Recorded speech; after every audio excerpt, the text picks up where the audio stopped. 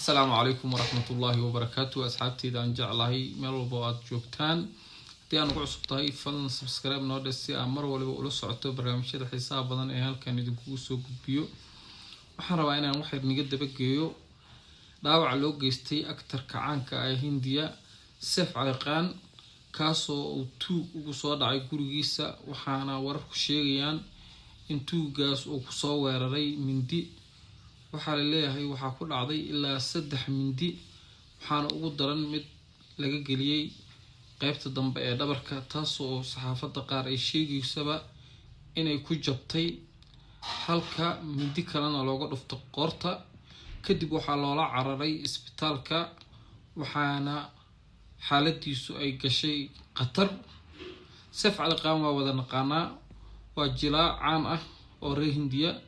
wuxuuna filimada jili jiray 1995 wixii ka dambeeyay wuxuu ku waqti ahay sida aan xasuustaba Akshay Kumar Sunil Shetty Mithun inkastoo aan arkay filmadii dambe asigoo laadir ku jiraayo actor-kan ayaa xaaladiisa aad looga dayrinayaa waxaana warar ku sheegayaan in wali uu ku jiro koomo halka warar kalena ay sheegayaan inuu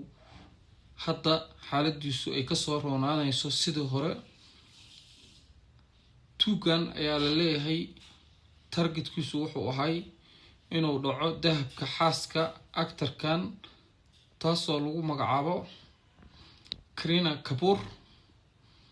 waxaana la leeyahay wuxuu dhici rabay dahabkeeda maadaama hanti qaali ay haysato xaaska gurigana ay tiilay hanti fara badan Seif Ali Khan ayaa isku dayay inuu ka hortago tuuga si uu waxba